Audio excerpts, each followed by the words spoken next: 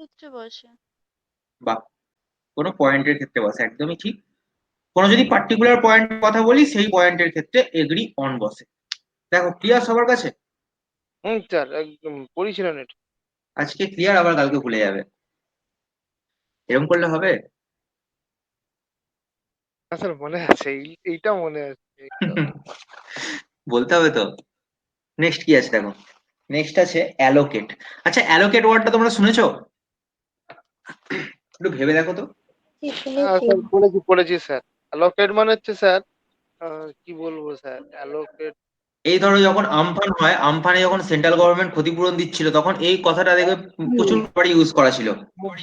Sir বরাদ্দ করা। একদমই তাই, এর মানে বরাদ্দ। হচ্ছে বরাদ্দ করা। বুঝতে পেরেছো? এর মানে হচ্ছে বরাদ্দ করা। মানে কোনো টাকা পয়সা বরাদ্দ করা হচ্ছে কোনো ক্ষেত্রে, সেটা হচ্ছে অ্যালোকেট করা। তো এই অ্যালোকেটের পরে অ্যাপ্রোপ্রিয়েট পজিশন বসে টু। ঠিক আছে, এই হচ্ছে অ্যালোকেট টু। দেওয়া, অনুদান, কোনো কিছু বরাদ্দ করা। বুঝতে পেরেছো? খুব সহজ জিনিস এটা। নেক্সট কি আছে দেখো, নেক্সট আছে অ্যামাস্ট অ্যাক্ট। অ্যামাস্ট মানে হচ্ছে অবাক হয়ে যাওয়া, এরপরে অ্যাট বসে। ঠিক আছে, তো অ্যামাস্ট অ্যাট মানে তাহলে কি বলবো? বিস্মিত হওয়া।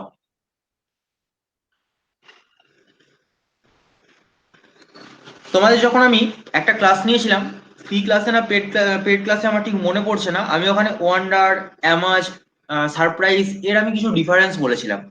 হ্যাঁ তো হ্যাঁ সেখানে একটা কথা বলেছিলাম, অ্যামাজ কথাটা সেক্ষেত্রে ইউজ হয় যখন তুমি একদম চিনতেই পারছো না, এতটা অবাক হয়েছো যে তুমি ভাবতেই পারছো না যে এটা কিভাবে হতে পারে। এরকম যদি সাডেন কোনো কিছু ঘটনার জন্য বিস্মিত হয় কেউ, কোনো হঠাৎ করে কোনো ঘটনার জন্য কেউ অবাক হয়, সেক্ষেত্রে এই অ্যামাজ কথাটা ইউজ করা হয়। ঠিক আছে, তো তোমাদের আমি একটা বাংলা সেন্টেন্স বলছি, সেটা তোমরা ট্রান্সলেশন করো অ্যামাজ একটাকে ইউজ করে। ধরো এরকম একটা কথা বললাম যে, তার ব্যবহারের হঠাৎ চেঞ্জ দেখে আমি খুব অবাক হলাম। তার ব্যবহারের হঠাৎ পরিবর্তন দেখে আমি খুব অবাক হলাম। এটা ট্রান্সলেট করে সবাই লেখো।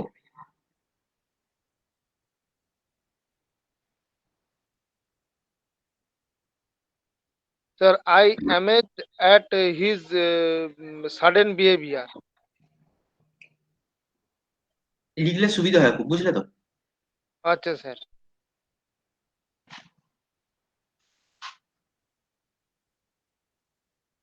আচ্ছা, বাংলাটা লিখলাম, যাদের খুব অসুবিধা হচ্ছে তারা একটু দেখো।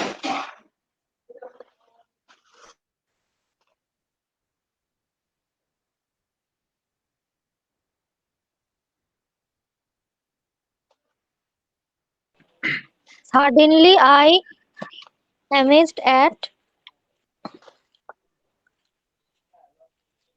his আচ্ছা, behavior changes. নাকি কি? হলো না, কারণ ব্যাপারটা হচ্ছে সাডেনলি মানে হচ্ছে হঠাৎ করি। তো হঠাৎ করে আমি অবাক হলাম, নাকি হঠাৎ করে তার ব্যবহারের পরিবর্তন ঘটলো, আমাকে এই জায়গাটা দেখতে হবে ট্রান্সলেশনে। দেখো, আমি ট্রান্সলেশন করাবো না, ট্রান্সলেশন তোমাদের ডেসক্রিপটিভ ব্যাচে অন্য হবে, কিন্তু আমি চাইছিলাম যে প্রিপোজিশনের সাথে যদি তোমরা কিছু অল্প স্বল্প শিখে যাও, তাহলে তোমাদেরই হেল্প হবে, এই জন্য আর কি। ঠিক আছে, তো দেখো চেষ্টা করে, ডেসক্রিপটিভের অন্য ব্যাচ আছে। ঠিক আছে, দেখো তবু বলে দিই। এটা এরকম ভাবে করা যায়, দেখো আমি, দেখো এখানে সাবজেক্ট কে, সাবজেক্ট হচ্ছে আমি। তো ভার্ব কোনটা? ভার্ব হচ্ছে অবাক হওয়া।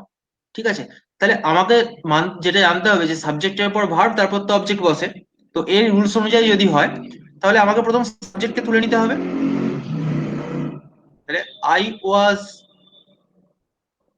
অ্যামাজড at his sudden change of behaviour.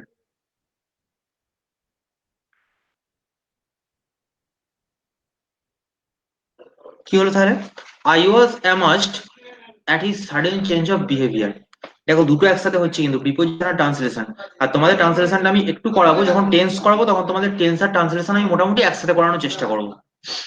ঠিক আছে, টেন্স আশা করছি নেক্সট উইকেই করাবো। দেখো, করে দিলে মানেই ট্রান্সলেশন হয়ে যাবে পুরোটাই। একদম টেন্সটা আমি করাবো, জানো তো? টেন্সটা হচ্ছে ওই একদম ধরে ধরে, যেটা সেই বাচ্চাদের মতো, ওই ব্যাপারটা আমি করাবো না। টেন্সের ঠিক যে যে পার্ট গুলো লাগে জাস্ট সেই পার্টগুলোই করাবো, আর সাথে বাংলা থাকবে, সেগুলো ট্রান্সলেশন শেখাবো। তাহলে কি হবে না, বাংলার সাথে ইংলিশ কম্বিনেশন করে শিখলে দেখবে খুব তাড়াতাড়ি শেখা হয়ে যায় টেন্সটা। ঠিক আছে, সেভাবে শেখানো হবে। দেখো, নেক্সট কি আছে, অ্যাপেটাইট ফর। অ্যাপেটাইট ফর মানে হচ্ছে, অ্যাকচুয়ালি অ্যাপেটাইট মানে হচ্ছে ক্ষুধা।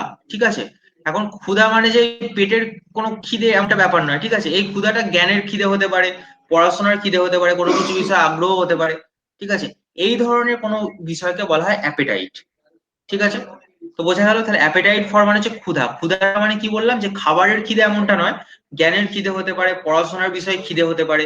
ঠিক আছে, এই হচ্ছে অ্যাপেটাইট ফর।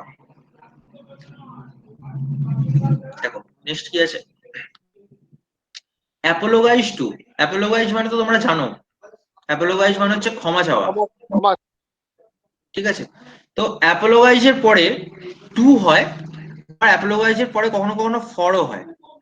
তো টু আর ফর কখন কখন হয় না, যখন ধরো তুমি কোনো পার্সনের কাছে ক্ষমা চাইছো, ঠিক আছে, তুমি কোনো ব্যক্তির কাছে ক্ষমা চাইছো, সেখানে হচ্ছে অ্যাপোলোগাইজ two.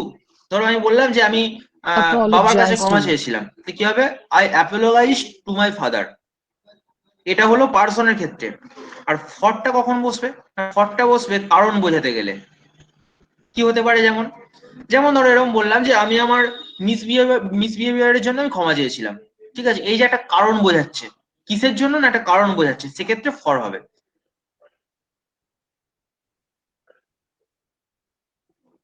I apologised for my misbehaviour.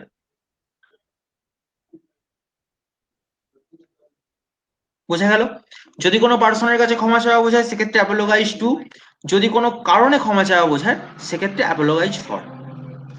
ঠিক আছে, নেক্সট দেখো, নেক্সট আছে অ্যাপ্রাইজড অফ। অ্যাপ্রাইজড অফ মানে হচ্ছে কোনো কিছু বিষয় জানা। ঠিক আছে, জ্ঞাত হওয়া, কোনো কিছু বিষয় জানা, তো সেটাকে বলা হয় অ্যাপ্রাইজড অফ। যেমন ধরো এরকম একটা কথা বললাম যে আমি ঘটনাটা সম্পর্কে জাস্ট এইমাত্র জানলাম। ঠিক আছে, আমি ঘটনাটা সম্পর্কে জাস্ট এইমাত্র জানলাম। কিরকম লেখা যেতে পারে, যে I am just apprised of